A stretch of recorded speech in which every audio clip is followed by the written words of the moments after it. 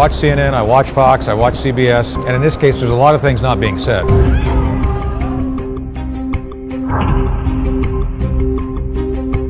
It almost certainly is a recombination event that was laboratory driven.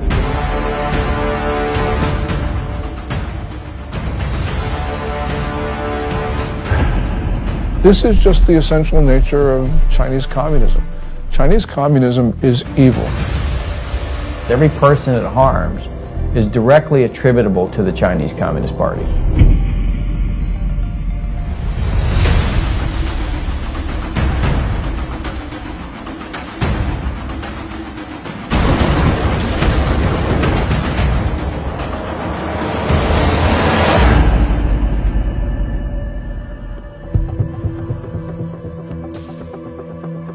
I began looking into the origin of the now widely known coronavirus in early February, with its timing amid the Hong Kong protests, the Taiwan elections, and the U.S.-China trade deal. My name is Joshua Phillip. I'm an investigative reporter at the Epoch Times in New York, writing about the Chinese Communist Party's programs of espionage and unconventional warfare for well over a decade.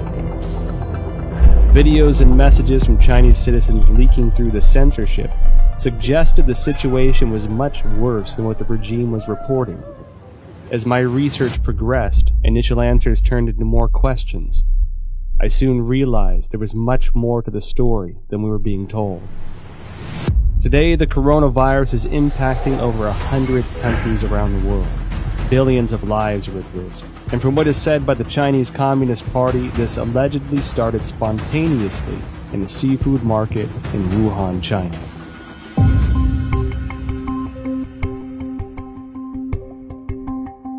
Wuhan is the capital of Hubei province, the largest city in central China. Huanan Seafood Market is located in Jianghan district of Wuhan City and is a large, comprehensive market that includes pork and a variety of frozen seafood, flavored spices, as well as some game meats. The first thing that received public attention about the epidemic was an internal notice from the Wuhan Health Commission. There has been a continuous occurrence of pneumonia cases of unknown cause. The notice issued on December 30, 2019, clearly required all medical units to report similar cases of unknown pneumonia. The notice started spreading online, and on December 31, 2019, the Wuhan Health Commission issued a public notice for the first time, saying that some medical institutions found a link between the pneumonia cases and the Huanan seafood market. However, the notice pointed out that there was no evidence of obvious human-to-human transmission and no infection among medical personnel. On January 1, 2020, the Huanan seafood market posted a notice of closure. This was followed by a thorough cleanup of the market, which as an investigative reporter seemed rushed. Guan Yi, a well-known Hong Kong expert, echoed my concern that the move was like destroying a crime scene. Since then, Wuhan officials have repeatedly said that most cases of pneumonia in Wuhan have a history of exposure to the Huanan seafood market. On January 26, the Institute of Virology of China CDC announced that 33 of the 585 environmental samples from the Huanan seafood market were found to contain the novel coronavirus nucleic acid, and the virus was successfully isolated from the positive culture samples, suggesting that the virus originated from wild animals sold at the market. At this point, Huanan seafood market being the source of the epidemic became an official conclusion. A few days later, however, a report from the journal Science published online challenged that story. The report cited a paper in The Lancet, one of the world's top medical journals, and questioned whether Wuhan's novel coronavirus pneumonia could not have originated at the market. The paper, titled Clinical Features of Patients Infected with 2019 Novel Coronavirus in Wuhan, China, was published in The Lancet on January 24. The first author of the paper is Huang Chaolin, Deputy Director of Jinyintan Hospital, the first designated hospital for treatment of unknown pneumonia in Wuhan. Why would this come as a challenge to the official narrative? I think this journal article is very important. It reveals a lot of important information. For example, this paper talks about the first patient onset was actually on December 1st. These patients were not related to Huanan seafood market. and also no epidemiological association was found between the first patient and subsequent patient. And then also on this paper, I talk about on December 10th, there were 3 more onset cases, 2 of which were not related to Huanan Seafood Market wholesale. Major discovery is that a total of 41 patients were counted in this paper, and 14 of them proved to be unrelated to the seafood market, accounting for more than 1/3. No one sells bed at the seafood market too, and the official from CDC didn't mention they find any beds in the seafood market too. Certainly the Lancet paper showing that supposed patient 0 was nowhere near the market. Secondly, that there are no bats in the seafood market or anywhere close. The idea of the spread so fast through a population, just the way it was said through the seafood market, is highly unlikely and improbable. On January 29th, the Lancet republished an analysis of 99 confirmed cases at Jinyintan Hospital, of which 50 had no history of exposure to the seafood market. According to the New England Journal, of the 425 cases confirmed, 45 cases onset before January 1st had no history of exposure to the seafood market. Notably, the authors of the 2 Lancet papers in the New England Journal of Medicine are doctors and medical experts in mainland China. Daniel Lucy, an epidemiologist at the University of Georgetown, said in response to the Lancet paper that if the data were accurate, the first case would have been infected by the virus already in November 2019, because of the incubation period between infection and symptoms. This would mean that the virus was quietly spreading between people in some parts of Wuhan before the cluster of cases with a history of exposure to Huanan Seafood Market began on December 15.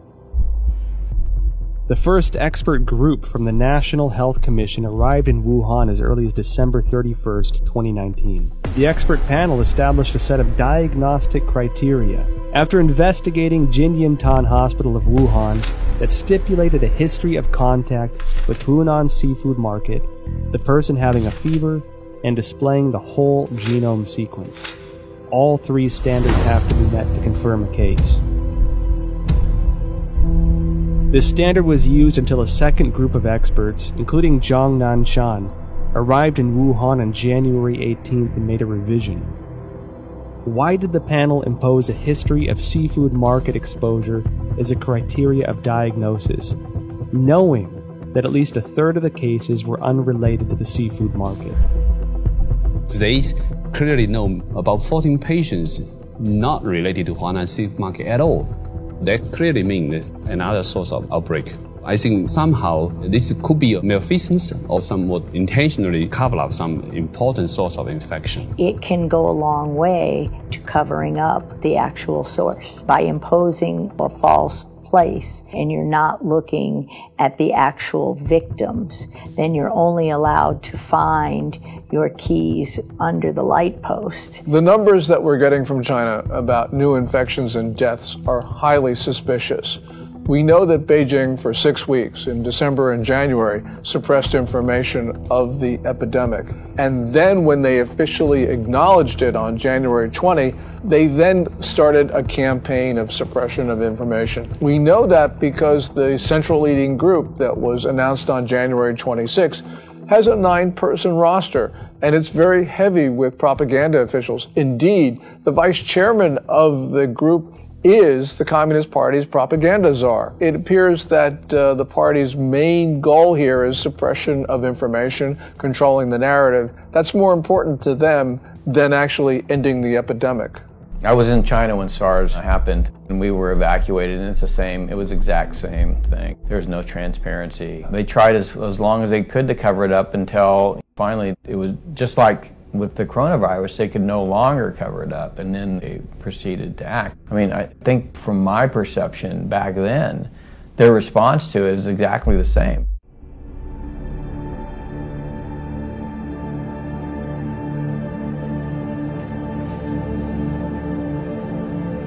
On January 10th, China disclosed the full genome sequence of the Wuhan novel coronavirus, and many of the world's top virologists began analyzing it. As early as January 7th, academic Zhang Yongzhen from from the National Institute of Communicable Disease Control and Prevention, along with the School of Public Health of Fudan University, submitted a joint paper to Nature. The paper was published on February 3rd and pointed out that the Wuhan coronavirus is closely related to CoV-ZC45 and CoV-ZXC21, two viruses sampled from bats in Zhoushan by the People's Liberation Army. The Wuhan coronavirus has an 89.1% nucleotide similarity to the CoV-ZC45 virus and even exhibits 100% amino acid similarity in the NSP7 and E proteins. Shortly after the paper was published, other scientists used BLAST, a program developed by the National Institute of Health and the National Center for Biotechnology Information, to compare the viral sequence based on the data submitted by Chinese authorities on January 12th. The results matched with Zhang's findings. Another scientist, Lu Raojian from the Chinese Center for Disease Control and Prevention, and their team also published a paper in The Lancet on January 30. The paper stated that the Wuhan virus has an 88% similarity to two bat-derived SARS-like coronaviruses collected in Zhoushan, Zhejiang province of China. The earliest discovery of this bat-derived virus is by an expert from the Research Institute for Medicine of Nanjing Command.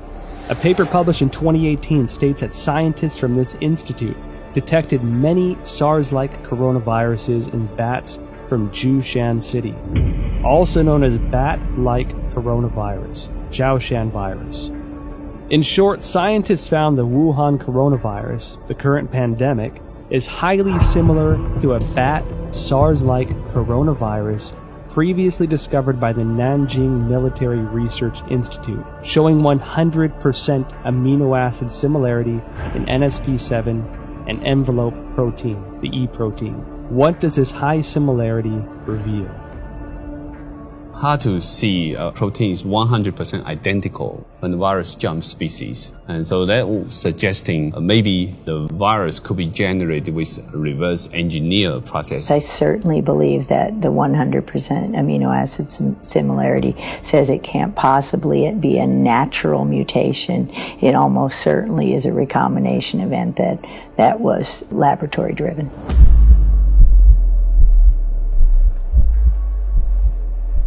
On January 21st, researchers from the Institut Pasteur, Shanghai, Chinese Academy of Sciences published a paper in Science China Life Sciences that mentioned an important phenomenon. The sequence of a key part of S protein of Wuhan virus has high homology with the SARS virus. What are S proteins? In the well-known coronavirus picture, they are little mushrooms attached to the surface of the virus. These S proteins, also known as spine proteins or spike proteins, are the most important tool for the coronavirus to invade human cells. If we compare the receptor ACE2 on the cell surface of human bodies to a lock, this S protein is the key, which can unlock this lock on the cell surface and then invade into the cell to propagate and destroy it. That means virus now can infect human cell much easier. That's probably also one of the important reasons that contributing to multi-organ failure when people have a very severe disease. So it can spread out in the human body much faster. Well, the S proteins, the high similarity of the S proteins from SARS-1 to now SARS-2, that's your spike protein. That's the lock and key. That's going to be what drives it right through human cells. And so we know that's the pathogenic spike protein that for the original SARS. So now you're allowing that access to human tissues because the spike proteins of the natural evolutionary strains don't infect human cells at all. So that research has been going on at Wuhan and published since 2007. And clearly, if that spike protein from SARS weren't on the new COVID-19 or SARS-2, it wouldn't be able to enter human cells. So So again, this is evidence that it couldn't go through the Wuhan seafood market, because how did you get that spike protein off the original SARS from bats or any other way? It's lab-derived. Research into the virus genome sequence revealed many essential data points. According to a February 28 report in the South China Morning Post, the Shanghai P3 laboratory, which first shared the Wuhan coronavirus genome with the world, was ordered to close by authorities, impeding further research on the virus. Professor Zhongyang Zhen and his team, who published the genome sequence on January 11th, worked at this laboratory. According to a February 26 report on Caixin, Zhongyang Zhen's team isolated and completed the genome sequence of the previously unknown virus on January 5th. On the same day, the Shanghai Public Health Clinical Center reported the discovery to the National Health Commission and recommended prevention measures.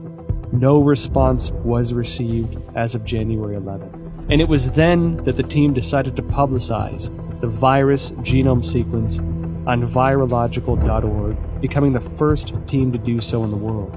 Caixin also reported that the Hubei Health Committee already notified genome sequencing organizations on January 1st regarding the cessation of analysis of Wuhan virus samples. Existing virus samples must be destroyed. Information on the samples, related to papers and related data, are all prohibited from release.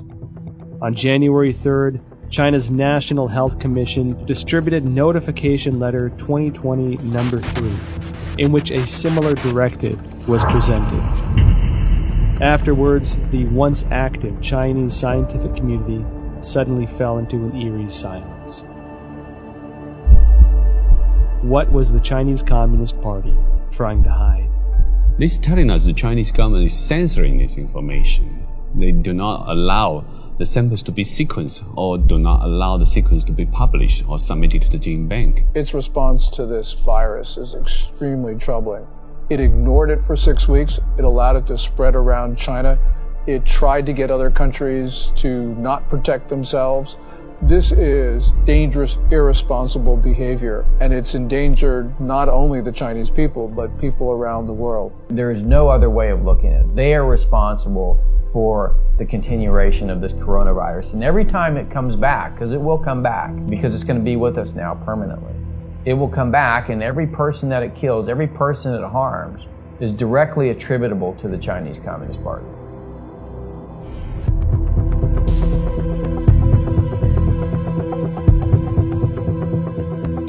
Through investigating the genome sequence, I found it significant that the S protein of the Wuhan coronavirus was critical in its cross-species ability to infect humans. While I was searching for related studies online, one Chinese virologist in particular caught my attention. She spent many years researching bats and coronaviruses. She was the first to locate the key to how coronaviruses can overcome cross-species barriers in order to directly infect human bodies. And she was the first to discover that the SARS virus was the result of a restructuring of multiple SARS-like coronaviruses found in bats. Her name is Shi Zhengli, and she may be an important link to the origin of the virus. Wikipedia describes Shi Zhengli as a, quote, Chinese virologist and researcher at the Wuhan Institute of Virology, which is part of the Chinese Academy of Sciences. Further investigations show that Shi Zhengli has been a figure of controversy since the Wuhan virus outbreak. This is due to a paper she published in 2015 discussing her own research into synthetic viruses. Caixin, a media company with ties to the Chinese Communist Party, interviewed Shi Zhengli in an attempt to refute these rumors. Dr. Zhengli, she is one of the top experts in China studying about coronavirus in Wuhan Institute of Virology. She has so many publications from collecting, identify bad coronavirus from bad caves. Her lab had these capacities and very sophisticated capacity to generate mutations to make it best fit in human expression as well. Delving further into related information, I discovered that Shi Zhengli published not one, but 4 papers in total, each of which contains important information. Since the SARS outbreak in 2003, Shi Zhengli has been conducting research on coronaviruses. From 2010 onward, the focus of Shi and her team was redirected to identifying the capacity for coronavirus transmission across species, specifically putting the spotlight on the S protein of the coronaviruses. In other words, her team's research in the Wuhan lab has been looking into the part that can make coronaviruses transmittable to humans. In June 2010, a team including Shi Zhengli published a paper. It describes research to understand the susceptibility of angiotensin converting enzyme 2 ACE2 proteins of different bat species to the S protein of the SARS virus. In the experiments, they also modified key amino acid convents to mutate the bat's ACE2 to examine compatibility with the SARS S protein. This paper demonstrated their awareness of the special relationship between the S protein and the ACE2 receptor. It also signified that Shi had unearthed the passageway for coronaviruses into human bodies. In October 2013, Shi and her team published a paper in the authoritative science journal Nature. They claimed a breakthrough in coronavirus research. What was their breakthrough? They successfully isolated 3 viruses from bats, one of which had an S protein that integrated with human ACE2 receptors. This effectively demonstrated the human infection of SARS-like viruses to humans without the need of an intermediary host. Then, in November 2015, Shi and her team at the Wuhan lab once again published a paper, this time in the British journal Nature Medicine. They discussed the creation of a synthetic virus, a self-replicating chimeric virus. This virus had the SARS virus as the framework, with the key S protein replaced by the one they had found in a bat coronavirus she mentioned in her 2013 paper. This new virus demonstrated a powerful ability for cross-species infection. The mice infected with this synthetic virus revealed severe lung damage with no cure. This symbolized that Shi's successful splicing of the SARS virus was a key to open the door to the cross-species transmission. What is startling is that these successful experiments on mice were only the tip of the iceberg. They planned to further experiment on primates. Although Shi Zhengli did not indicate any conclusion from this research, her move to research on primates suggests this was to more closely simulate the infection of humans with this new synthetic virus. This wasn't done without controversy, however. Shi's experiments quickly triggered widespread debates from the academic community. Simon Wayne Hobson of the Pasteur Institute in France expressed deep concerns. He told Nature, if the new virus escaped, nobody could predict the trajectory. Propagation could happen anywhere. His statement is exactly what's happening, that the virus is everywhere, and it could not spread that fast through various countries unless it's been spread via laboratories, via the mail, via research scientists studying that.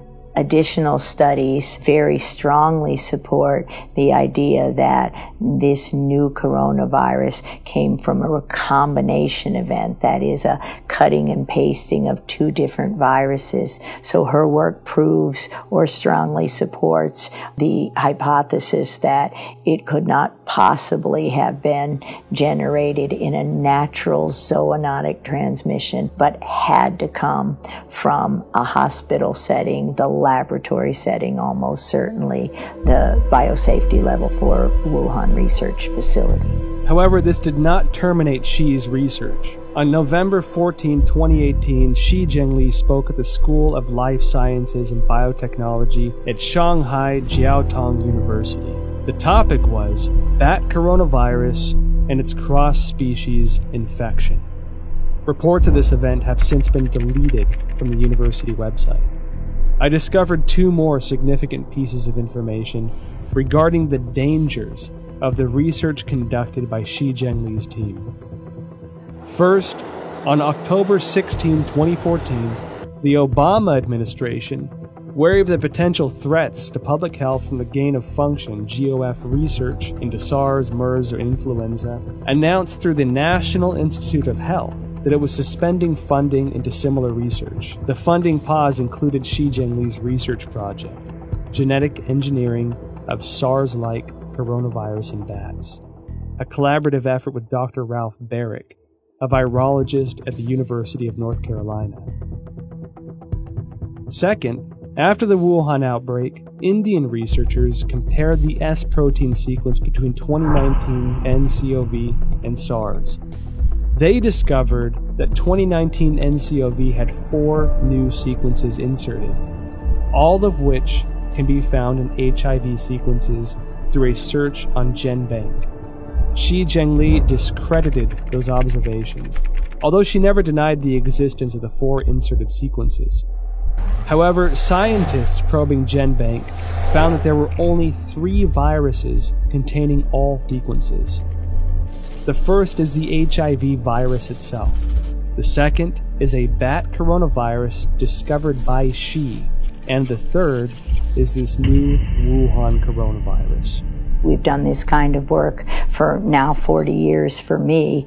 There's this sequence analysis and comparison of the virus of the SARS-2 COVID-19 apparently has genes that come from other human and other species, including some envelope, the GP41 from HIV. What is the HIV's GP41? The answer I found online describes GP41 as a protein of HIV that acts as the key to infecting human bodies, resulting in the functional failure of the immune system. If the discovery by Judy and her colleagues are established, it would mean that the infectious part of the Wuhan virus, the S protein, incorporated the sequence of the HIV key protein.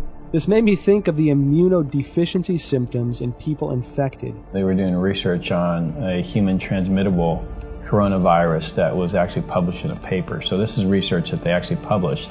They were working on developing a coronavirus for the human host, which, leads you to question, why would you be creating a coronavirus that can infect humans? What would be the purpose of that research? Is it for a weapon? Is it so that you can then create a vaccine that you are the sole recipient of the profits from? The Chinese have full access to our databases.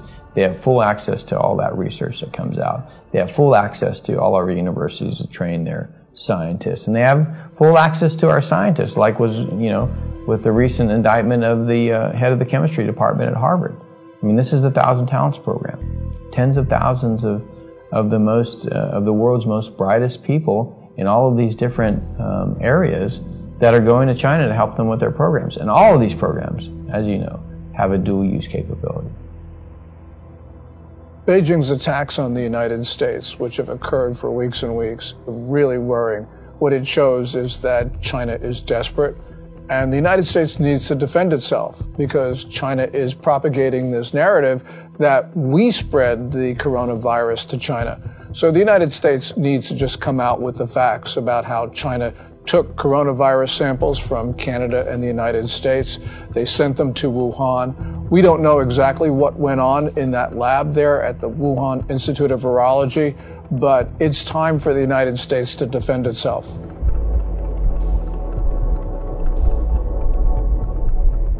January 23rd, 2020. The Wuhan virus exploded. While Wuhan announced the lockdown of the city, Shi Zhengli and her team released a paper stating that the Wuhan coronavirus was of probable bat origin. This was published in Nature on February 3rd. The paper indicated that the Wuhan virus utilized the same key as SARS to gain entry into the human body. She also announced the 2019 nCoV genome sequence was 96.2% consistent with a bat coronavirus originating in Yunnan, China, called RATG13, signaling a natural source of the Wuhan virus. However, Shi Zhengli's natural origin assertion was doubtful. The outbreak occurred in Wuhan, the same location as the P4 laboratory where Shi was based, and which housed highly similar viruses. Common sense would lead the government to first inspect the P4 laboratory for any leakage incident and potential safety concerns. Instead, they shifted public attention from the P4 laboratory to the South China seafood wholesale market that sold no bats, and designated it as the origin of the disease. At the same time, authorities sealed off all virus samples, prevented international experts from joining the investigation, and used national television to slander doctors such as Li Wenliang, who disclosed the outbreak for spreading rumors. If the Wuhan virus indeed emerged naturally, why would the CCP need to censor relevant news or block investigations? Could the Wuhan P4 laboratory have its secrets? Virus samples and genome sequences may be the exact ingredients we need to find our answers. When I first heard of the coronavirus, I was deeply concerned. Almost every disease that starts in China begins in Guangdong province, the province that surrounds Hong Kong, in the south. But Wuhan is in the central portion of the country. And so this was extremely unusual. And the fact that it might have started close to the Wuhan Institute of Virology, the P4 biosafety lab, really was extremely troubling. It's not a conspiracy theory to think that the coronavirus came from the Wuhan lab. We don't know at this point. And until we know, the theory about the lab origin is certainly something that we should consider. I noticed that after the outbreak, the Wuhan Institute of Virology kept strangely quiet. Under normal circumstances, as the nation's highest level of virology research institute, it should be the first one to actively respond when the entire country is working around the clock, attempting to control a disease like this. One that so closely fits the type of viruses its scientists were researching. In contrast, the Institute had a highly visible demonstration on CCTV of their efforts to detect and prevent the outbreak of virus V in pigs of Guangdong in 2018. It should be noted that the Wuhan Institute displayed a series of abnormal events since the start of 2020. January 2nd, an email from the Director General of the Institute to all internal staff was circulated. The subject was Notice regarding the strict prohibition of disclosure of any information related to the Wuhan unknown pneumonia. National Health Commission clearly mandates that all detection, empirical data, results, and conclusions related to this outbreak cannot be published on self-media or social media, nor disclosed to any media, including state media, or collaborative organizations, including any technical services companies. January 21st, a new drug, remdesivir, provided for free by the United States to China for Wuhan coronavirus treatment, was preemptively patented by the Institute. February 3rd, Dr. Wu Xiaohua blew the whistle using his real name that Xi Zhengli's haphazard laboratory management may have led the Wuhan virus to leak from the lab. February 4th, Chairman of Duoyi, Xu Bo, blew the whistle using his real name that the Wuhan Institute of Virology was suspected of manufacturing and leaking the Wuhan virus. February 7th, top biochemical weapon expert of the People's Liberation Army, Chen Wei, officially assumed control over Wuhan Institute of Virology's P4 laboratory. February 14, Chinese leader Xi Jinping called for the inclusion of biosecurity into China's national security framework and to accelerate the introduction of a biosecurity law. February 15, the Institute refuted widely spread rumors on Chinese social media that a female graduate, Huang Yanling, was patient zero and had perished. However, Huang's photo, CV, and thesis were all removed from the Institute's official website, leaving only her name. February 17, Institute researcher Chen Chuanjiao blew the whistle using her real name that Director General of the Institute, Wang Yanyi, was suspected of leaking the virus.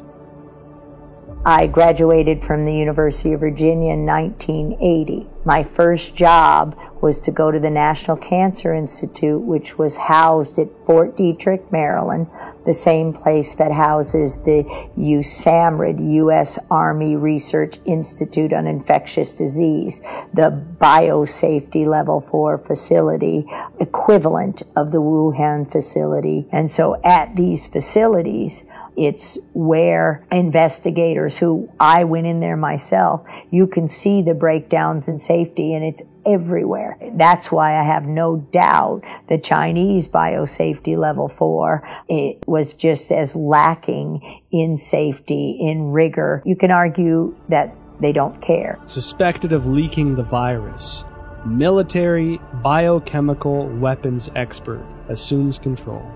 Biosecurity law. Now, when these sensitive keywords are connected together, it tells me that the P4 laboratory is not an ordinary academic research institute. I decided to start from the beginning of the Wuhan P4 lab. On January 23rd, the day Wuhan was locked down, French website challenges.fr published an article that revealed many details of the collaboration between France and China to establish the P4 laboratory in Wuhan. In 2003, after the SARS outbreak in China, the Chinese Academy of Sciences requested assistance from the French government to build a virology research center of the highest level. With the support of then French Prime Minister Raffarin, the two countries signed a contract to jointly construct the P4 laboratory under a wave of contention. According to the contract, French architect RTV in Lyon was responsible for the engineering of the laboratory. However, Chinese authorities switched the work to a local Wuhan architect, IPPR, based on research conducted by the General Directorate of External Security. IPPR had close ties to subsidies of the Chinese military, some of which were already targets of concern by the American CIA. Within the 12 subsidiary departments, there was even a specific military management office. The French delayed repeatedly, given security concerns. It wasn't until 2017 before the Wuhan P4 laboratory was operational, and French security continued to suspect that the Chinese regime was conducting biochemical weapons experiments. Who is the real boss of the P4 laboratory? The Wuhan P4 laboratory was a subsidiary of the Wuhan Institute of Virology, which is managed by China Academy of Sciences. The director of the laboratory was Yuan Shiming, who was also the head of Chinese Academy of Sciences Wuhan chapter. Design and funding for construction were the responsibilities of the ex-vice presidents of the academy, Jiang Mianheng from 1999 to 2011, and Chen Zhu from 2000 to 2007. Jiang Mianheng was the eldest son of ex-CCP leader Jiang Zemin. After Jiang Zemin ascended to power after the Tiananmen Square massacre, his son entered the academy and led the Institute of High Technologies Research and Development. Jiang Mianheng created the Shanghai Institute of Life Sciences, and together with China Academy of Sciences, Shanghai colleges and universities, Shanghai hospitals, military hospitals, and research institutions, formed a profit group of life sciences organizations. They controlled China's major life sciences research projects and allocation of massive funding.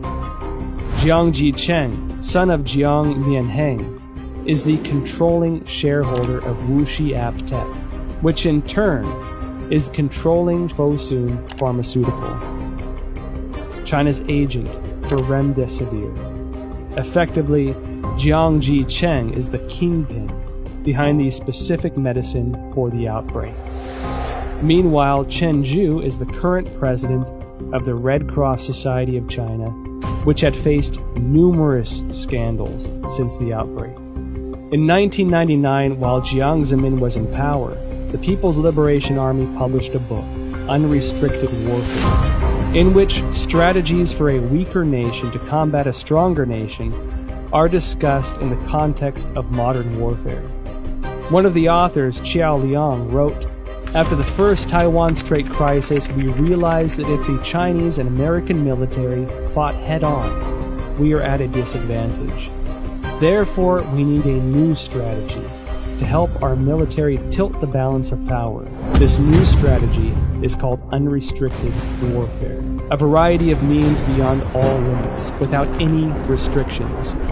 It could be military related, including guerrilla warfare, terrorism, biochemical warfare, or it could be non-military related, such as drug trafficking, poisoning, environmental destruction, and computer virus dissemination." Israeli expert in biological warfare and former intelligence officer Danny Shoham published a paper in 2015 in India's Journal of Defense Studies. He pointed out that China will not miss, skip, or abandon any highly advanced technology, especially military-related technology. The article noted that China had 12 facilities related to the Ministry of National Defense and 30 subsidiary facilities of the PLA participating in the research, development, manufacturing, testing, or storage of biological weapons. Dr. Francis Boyle, a Harvard PhD famous for drafting the Biological Weapons Anti-Terrorism Act of 1989, clearly expressed, "The novel coronavirus we're seeing here is an offensive biological warfare weapon." The Federation of American Scientists indicated similar concerns in an evaluation report. The organization believed that the CCP possessed advanced chemical warfare projects, including research, development, manufacturing, and weaponizing capabilities. The CCP is usually known to have a proactive biological warfare portfolio, including state-funded and sponsored research activities. I believe they have them. I believe they're developing them. I think they want to be the most advanced nation on earth when it comes to biological weapons. The same as I believe that they do forced organ harvesting. The same as I believe that they have concentration camps for Uyghurs. The way I believe that they have systematically killed millions of Falun Gong. It is the same thing, this regime. You can count on it. So Wuhan as an area, I think, is critical by the fact that there's a lot of concern about what China's ambitions are regarding long-term global domination. I'll just say it that. Their military doctrines indicated that they intend to be the dominant political and military force in the Pacific Rim. I've talked to senior members of the Trump administration who have had conversations with the senior Chinese generals, and that's what they basically say. It's in their doctrine, too. So we have to examine this new clue. This is one piece of the, Wuhan, biological warfare. Does this mean something to these other things we're already seeing? Because the Chinese have already kind of stated this is their objective. So I think we have to analyze it through that lens. What does this mean to the larger political narrative of what China wants to do to dominate the region and potentially the world? We don't have to speculate about being at war. Last May, the Communist Party, through People's Daily, carried a piece which said that there was a quote-unquote people's war against the United States. They've declared war on us. We have to respond. There is a war. China's told us there's one.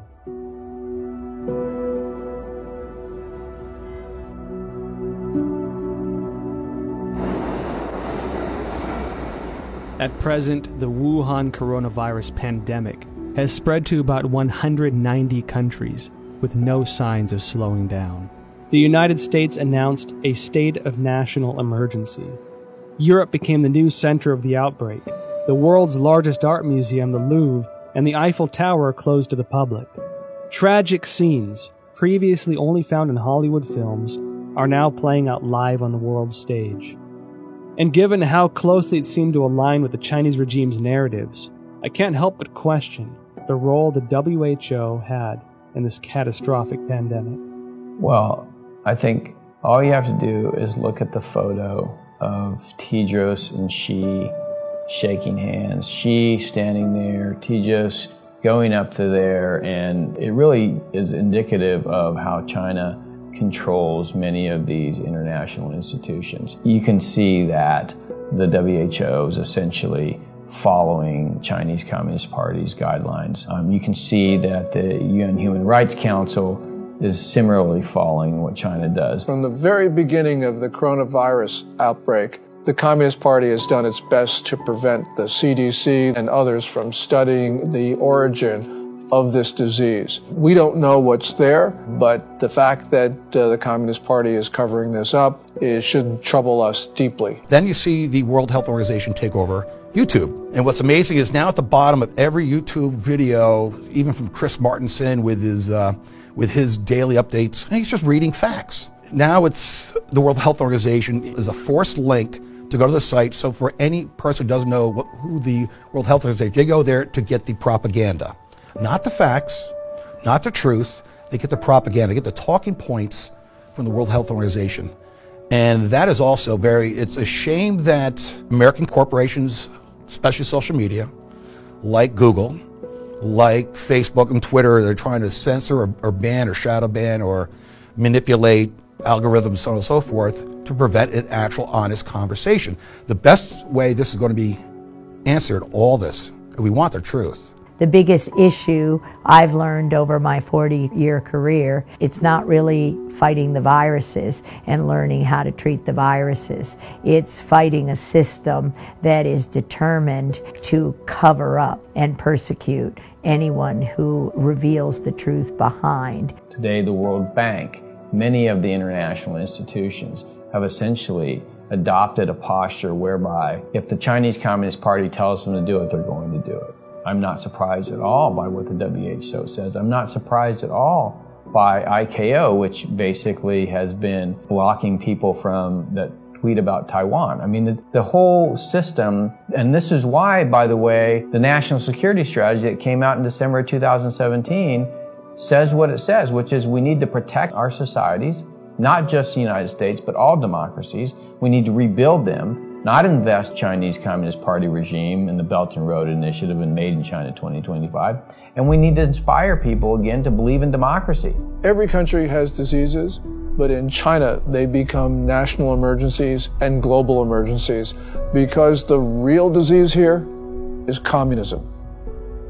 A sprawling and aggressive disinformation campaign unleashed globally by the Chinese Communist Party. The propaganda push, which has escalated in recent weeks, aims primarily to deflect blame over the Chinese regime's botched handling of the Wuhan coronavirus, to sow discord internationally, and to portray the image that the regime has contained the outbreak. During the investigative interview process, well-known scientists who once suggested a laboratory origin of the virus declined to be interviewed one after another. Some avoided the topic of virus origin completely. Some had already composed scientific arguments but abruptly retracted their papers. I felt as if a giant net of censorship was cast by the CCP over virologists around the world. Silence at this time could have consequences for the health and lives of billions of people. I watch CNN, I watch Fox, I watch CBS, and I try to make my own assessment. And a lot of the time, you can figure out what's really going on by what they're not saying. And in this case, there's a lot of things not being said. Bottom line, they want to make money from China. They fear the Chinese repercussions if they air this stuff. It just gives you an indication of how powerful the Chinese Communist Party is. Chinese Communist Party suppressing speech in the West because these companies make money from China and they're afraid that they're not going to make, the Chinese Communist Party is going to punish them if they essentially publish this stuff or allow it to be aired. There is no other reason. I think we have to recognize, your audience who haven't seen it, I highly recommend Chernobyl, because the same basic governance model that screwed up Chernobyl, I would argue, is now in charge of the response of the coronavirus. So whatever you saw go wrong in Chernobyl, you could still see that potential here. I'm not saying it's going to be that bad. I'm just saying that the party, the central party, is the thing which they want to protect, their power. And people and nation issues are secondary to the continuation of power. Communist Party is malign and it is grossly irresponsible. It has pressured governments to keep their borders open, and it had to know that that would result in the fast spread of coronavirus to other countries. This is the worst sort of behavior And the world's got to understand that there will not be peace, there will not be good order and stability in the world as long as the Communist Party rules China. The Wall Street Journal writes a piece as China is a sick man of Asia. It needs to be corrected. It's not China is a sick man of Asia. It is the Communist Chinese Party that's a sick man of Asia. The Communist Party has policies that people abhor. And it's not just its reaction to the coronavirus. We see this with the suppression of rights, also with holding perhaps 1 million people, maybe even 3 million people in concentration camps. So this is just the essential nature of Chinese communism. Chinese communism is evil. While China pretends to be a responsible member of the international community, in reality, they are doing much to undermine the rule of law and human rights. We at the Epoch Times refer to the Wuhan coronavirus, or COVID-19, as the CCP virus, because the Chinese Communist Party's cover-up and mishandling allowed the virus to spread throughout China and create a global pandemic. On March 24th, Texas lawyer Larry Klayman filed a complaint in Texas federal court seeking at least $20 trillion from the Chinese government.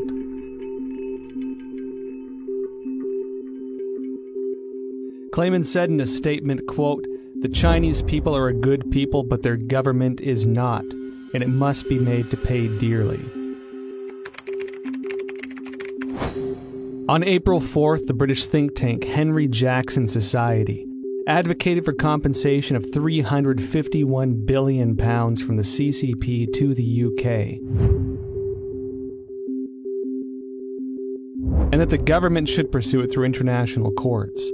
The same report called for a total compensation of £3.2 trillion to the G7 for the damages caused by the cover-up of the outbreak. On the same day, the All India Bar Association filed a complaint to the United Nations Human Rights Council, seeking an unspecified amount as reparations from China over the global spread of the coronavirus. Evidently, the CCP violated the international health regulations. The United States and the international community must regain their senses and take action. Reveal the truth through investigations, initiate sanctions against the CCP, and seek massive restitution for the worldwide public health emergency resulting in tremendous health and economic loss. As the people of Taiwan and Hong Kong are insisting, only by trying to stay away from the CCP's invasion can we protect ourselves in this global disaster.